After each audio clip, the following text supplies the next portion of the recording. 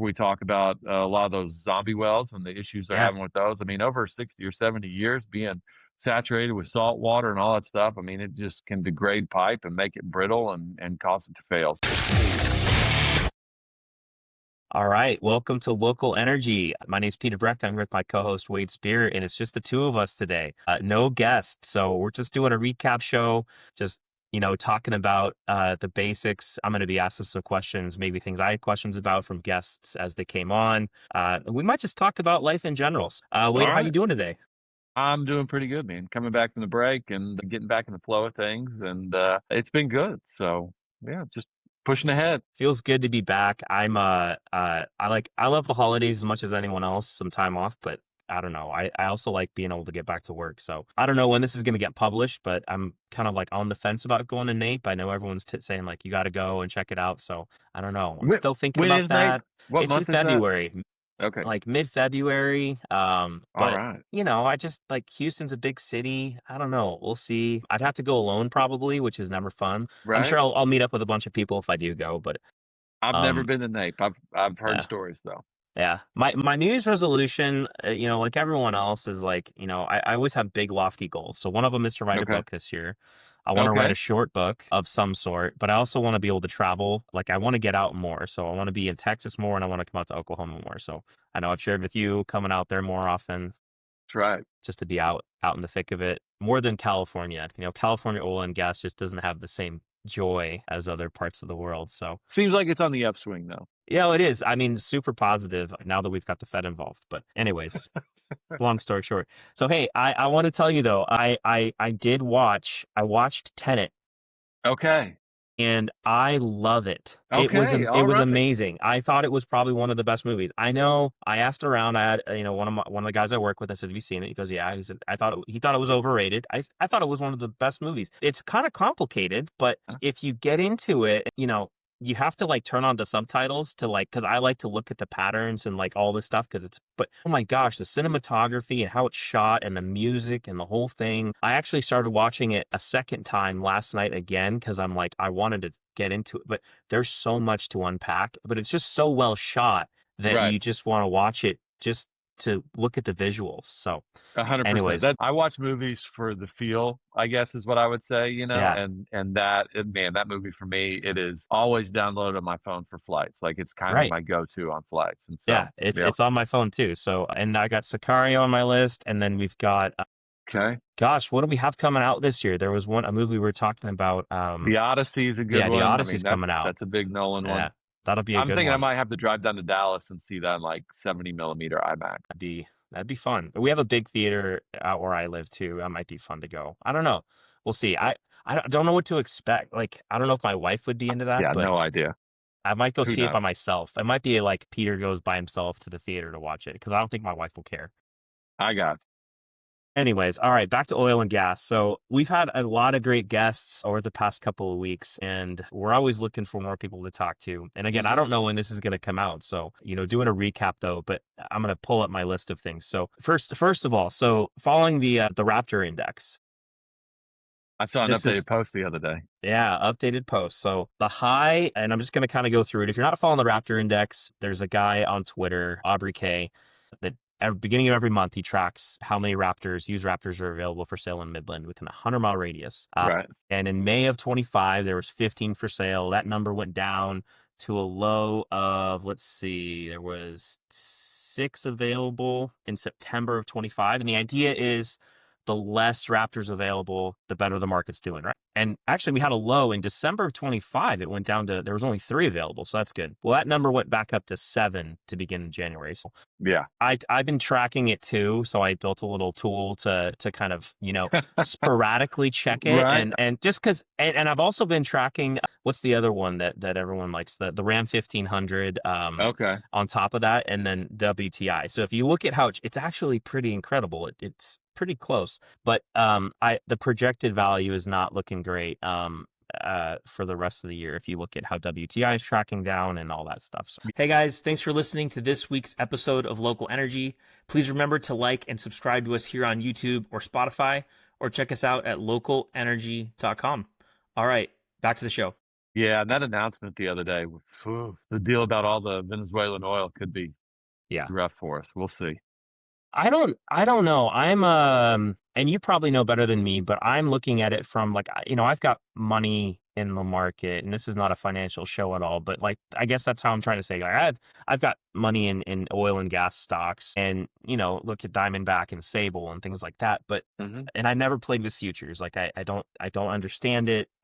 I'm kind of scared of it, but I'm also kind of the mindset that like Venezuela is, I don't know, I want to say, and I've said this publicly on other forums, but I think that Venezuela is kind of a nothing burger. Like, I think it's sort of like a sell the news event, but, and I'm probably wrong. I'm probably going to get a lot of hate for that and whatever, but, and I hope I'm wrong by the time this is published. Maybe I'm completely wrong, but anyways, I think that 26 is actually going to be a good year in some sense. I I don't know. The human capital side, the hiring side might be tough, but I think we're going to see a recovery. okay. Everyone's against me on that, but from a stock standpoint, from a pricing standpoint, I think we've probably hit the bottom. I don't know. That's my Okay. feeling. I'm probably wrong. I certainly hope so. The only thing whenever I go to it is that, I think in terms of supply and demand, whenever I think about bringing more product onto the market that's, obviously not produced here in the States, like to me, my first thought is it's going to drive prices down, which is going to hurt operators. And so, I think from a price of gasoline standpoint, from a,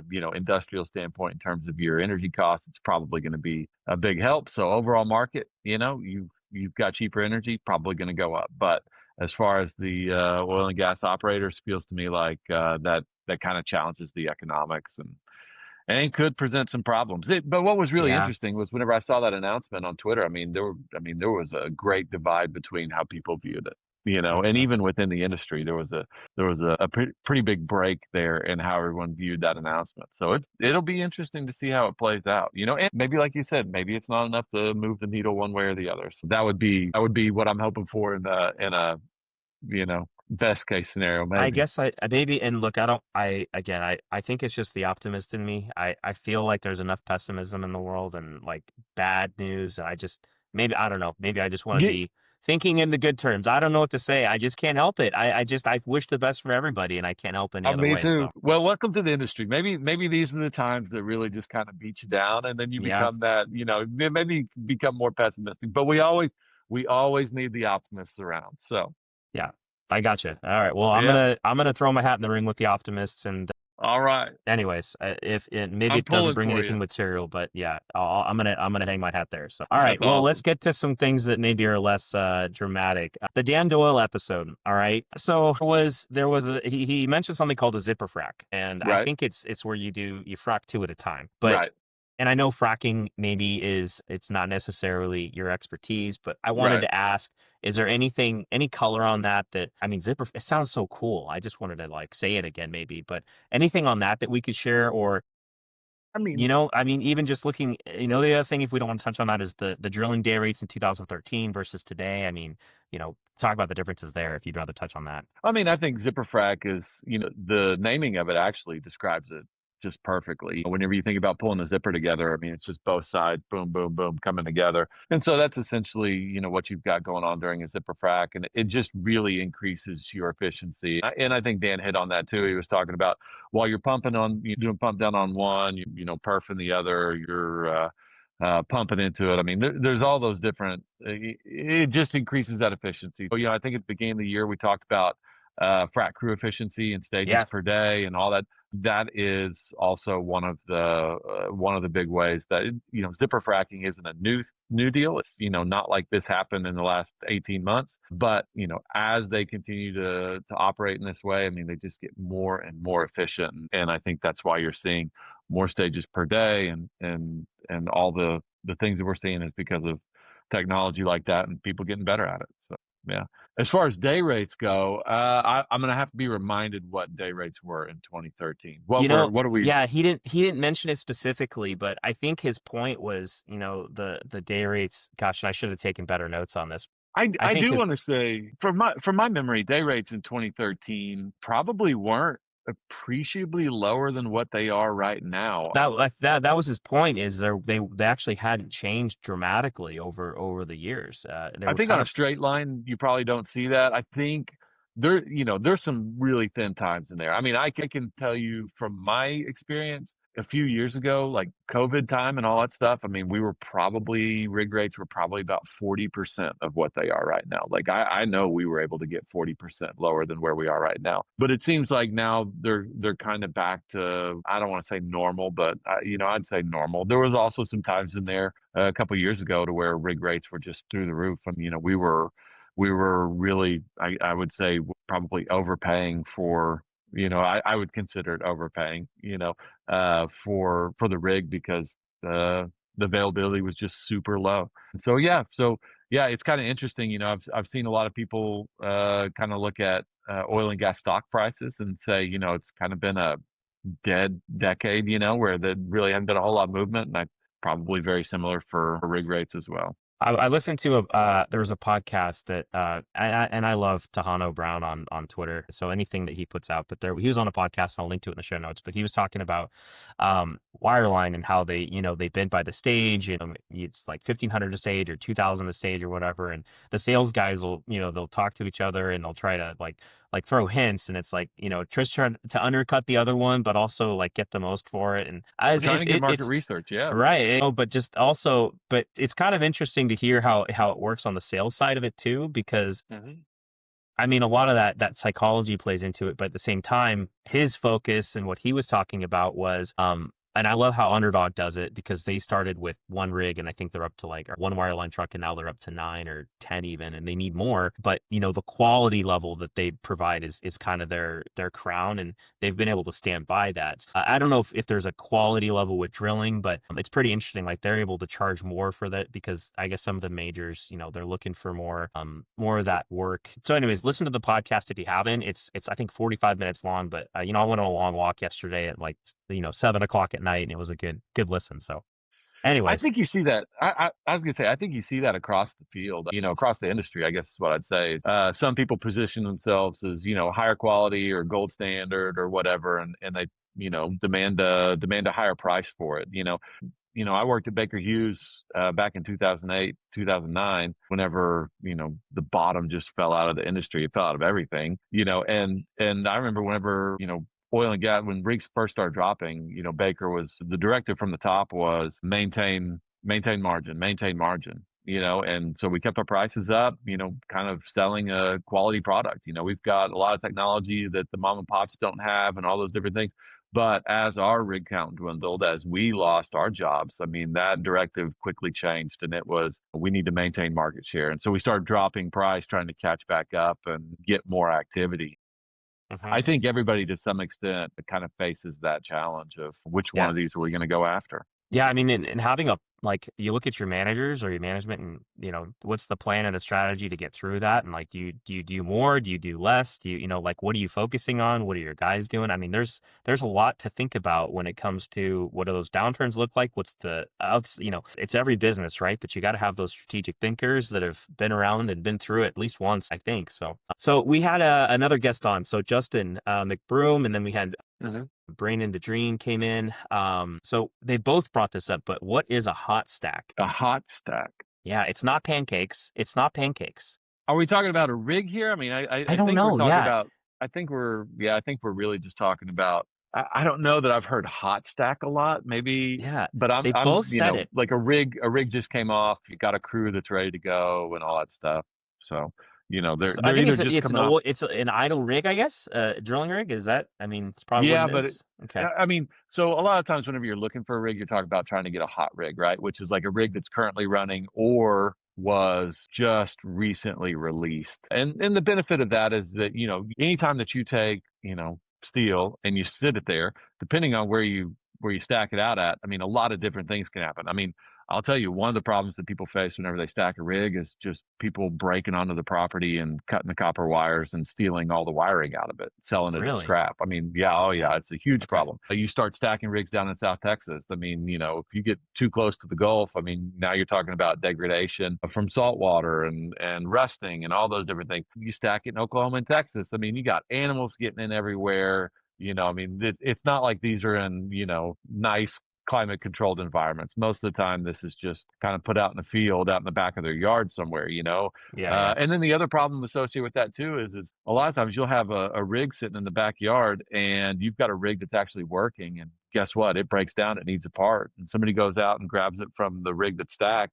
Yeah, And because if it's a downturn, I mean, you're doing that because you don't want to buy new parts. And of course. then what happens whenever you go out there and you rig it up and you're trying to get it running? Well, either something's missing or you can have all kinds of delays. And I so did not even have think about that. That would oh have been yeah, that'd be my first thing too. Go grab it off the other rig, right? Yeah. that well, Yeah. right, saves money. It's the fastest thing you could probably do. I mean, there's a lot of benefits to it, but there's drawbacks down the road to it. And so, a lot of that stuff plays into that decision making process. And so, not only let's take the steel out of it. Let's talk about the people. I mean, already having a crew that's built and been working together and ready to go. It's usually a pretty decent functioning team. And so putting those two things together is usually a lot less headaches than picking up a rig that's cold, been stacked for a while. Okay.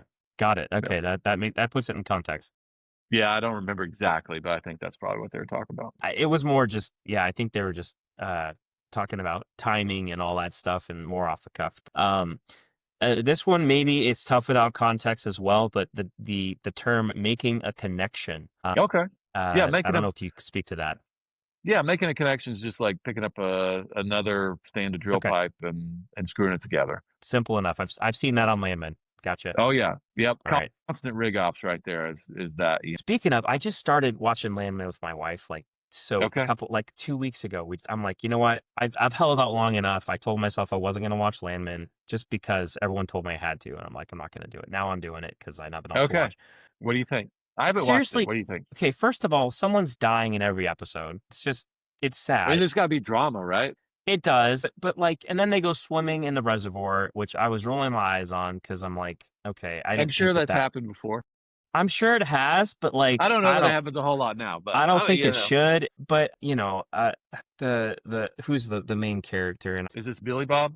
Yeah, Bill. Yeah, Okay. exactly. He reminds me of my father-in-law. Like everything he says just makes me roll because he truly is. My father-in-law's name is Dave, and he visits. And whenever he visits, everything he says is exactly like him, and it makes me. I just die with laughter. It's hilarious. Is it just is it a lot of one-liners or like he's just dry old man humor? Just throws people out there, and you're just like, oh, that makes sense. I appreciate lots of, it. I really do. Metaphors type stuff. Yeah, just like, are you gonna stand there? I mean, that could probably be pretty accurate for what you'd expect in the field on a rig, all that stuff. So I love it. It's the best. Yeah. I mean, I grew up with guys around that. I mean, I think it's the best way to hang out. So well, like you say, if you grew up around a mechanic shop, I mean, I imagine that's probably a lot like it's pretty sitting rough. in the doghouse on a rig, So it's pretty rough. Yeah, not the best place to be when you're 8 years old, but your parents, it's like they tell you, hey, listen, earmuffs, right? So it's a different kind of education, that's for sure. It is. You learn what's right and wrong. All right, the next one, wait to wait. Wait to wait. I'm guessing. Wait. Yeah, that's probably just I always think of it in the oil field. It's a hurry up and wait type deal. It's like I can tell you whenever we expect to be doing that, but something's going to happen. It's going to go slower than expected, and it's going to take longer. My wife has gotten so accustomed to it now. She's like, "When are you going to be home?" And I'm like, 6 o'clock. She's like, well, is that like rig time or is that like real? And that because she knows like, well, things could come up and I'll actually be home at 7:30 or 8. So that's probably what they mean by wait to wait. Fair enough. All right, and then the last one I have here, and then we'll jump into another topic. But so there was, and I don't know what conversation this was. It might actually be a comment, but is collapsed casing. It could be a sand bridge or it could be a salt bridge. I was curious. So first of all, I didn't know casing could collapse, and then I didn't know what a sand bridge was or a salt bridge. Maybe speak into what those were. Yeah, well, so casing can 100% collapse. I mean, it's steel. It obeys laws of physics, right? We've seen it before. Sure.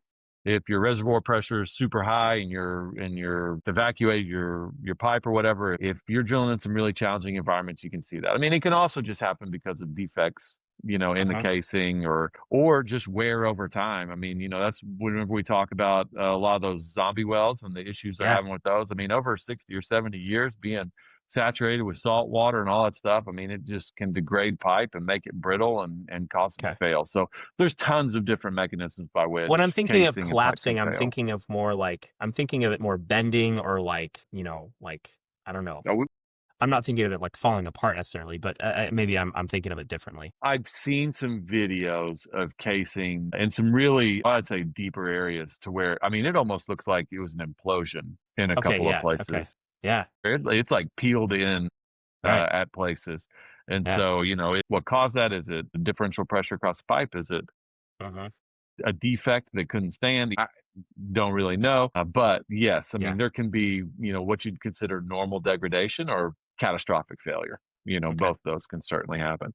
I'm not quite sure on the sand bridge or salt bridge. okay, I'm guessing maybe they're thinking about it packing off and then that causing a pressure that can cause that. I'm stretching on that one. That one's a little bit outside of my expertise. So I'd have to see an explanation of it, really okay. grasp that. Yeah, no, that's totally fine. Yeah, I guess I can dig into that. I'm waiting on some books to show up so I can like get a little bit more like familiar. I don't know if I think I told you I ordered a bunch of Oh like yeah. drilling Oh yeah. books. I'm like Yep. beyond excited. By the time this comes out, I will have those books in my possession. So I'll be up late reading books for no reason. All right, the last topic, and this is kind of an education for my team. So Okay. we're talking about, and this is a conversation you and I had so All prior, right. so hopefully it's not it's probably a little bit of a repetitive conversation for us, but Okay. talking about downhole design.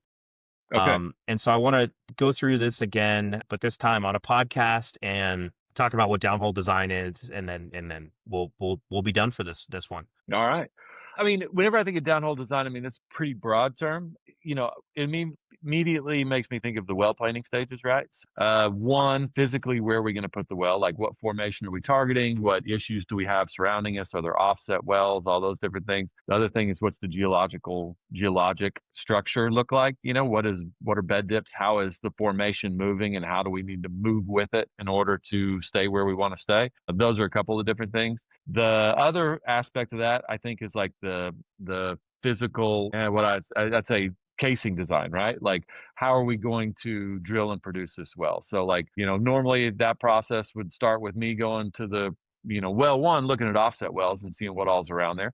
Two, getting all that data and saying, all right, what's necessary, what's required, and then three, talking to my completions engineer and saying, like, what kind of casing do you need? Because if I go really, really small casing, I can drill a pretty cheap well. But, if it makes his frac pressure super high or he can't get away the sand and the stages that he needs, then, that's detrimental to the well. So we like to take a holistic approach. We look at the whole thing and we take into account drilling and completions before we make that, quote unquote wellbore design. So, one of the ones that I do all the time is like a 7-inch intermediate string with a 4.5-inch liner, right? So I've got like 7-inch casing down to say 10,000 feet. And then I hang a liner off inside of that. And then I've got 4.5-inch casing all the way to TD, whether that's 17,000 feet or 25,000 feet, whatever it is. But that's generally in, shallower wells. Like, I'd say less than 11, 12,000 feet. You start getting deeper than that, your formation pressures and frac gradients and all those different things go up. And so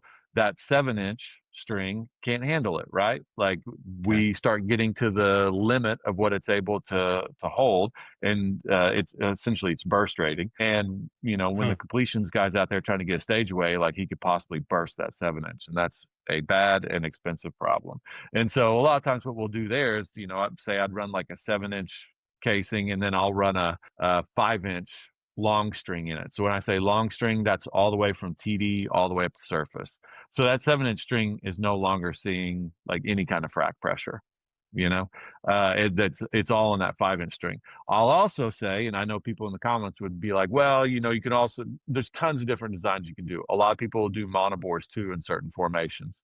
So, Mhm. like, we'll set casing at 1,000 feet, and you'll drill all the way to 25,000 feet open hole, and you'll run like a 5.5-inch string, with no intermediate casing. So there's tons of different designs you can do. It's all just dependent upon what's possible based on the formation, the physics, all that stuff, and then economics too. So I think what's interesting to me in this particular question where it came from is that Hmm.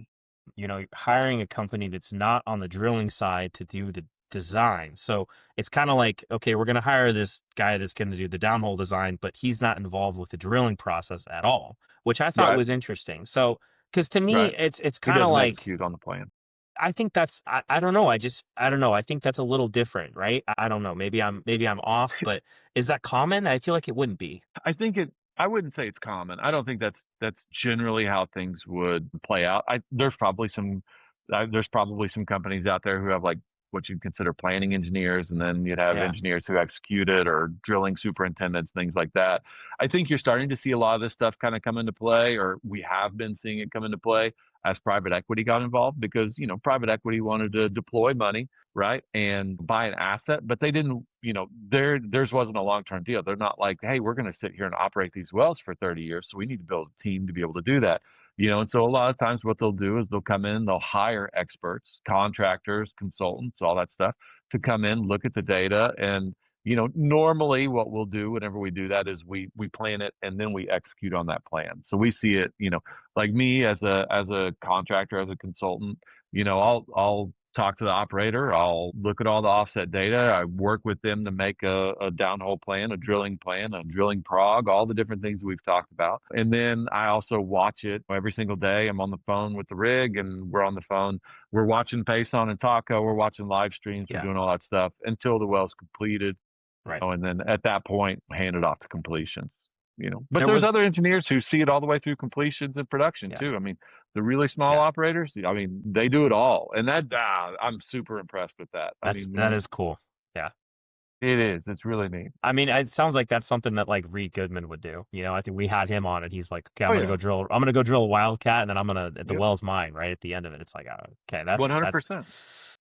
Speaking of Reed, if you're out there, I know you're going to NAPE, and I want to meet you. So Wade, there was one other thing that you mentioned on our call, which was this concept of often sticks, right? So if you're drilling a hole and you want to make sure, like, you'd work with somebody to make sure you're not crossing another well path, right? Can we talk a little bit about that? And then I think that's kind of the last part of the drilling, the downhole design, I think, that we touched on. Yeah, so that a lot of that's just we'd call that normally like anti-collision. It's just knowing where all the other well bores are in space in relation to yours, and just making sure that you don't run into them. The other thing is too, with fracks the way they are now, I mean, you're reaching out hundreds, if not thousands of feet, around you whenever you put these fracks on there. And so if you get really close to an offset well, that could be a problem. You can either collapse the casing, you could frack into it, and then all of a sudden it's drinking your milkshake, I guess is, the term that everybody would know. And so you're losing a lot of, not just frack energy there, but you could lose a lot of production to that well. So, this anti-collision is an important part of the planning process. Like you said, it's just making sure that you don't run into anything. Good point. Well, I'll put that on my checklist if I ever drill a well, or I'll just come talk to you instead. How's that? So it's always at the top of it's always on the checklist for sure. Awesome. Well, that's all I got for today. I mean, I know there's always, I could keep talking about stuff forever and ever. There's always more to go through, but my list of things to do today is off the charts. I know yours is too, as we kind of kick off the new year. So, anyways, thank you guys for being here this week. We'll see you again next week. Until then, have a great afternoon. Thanks, y'all. Thanks.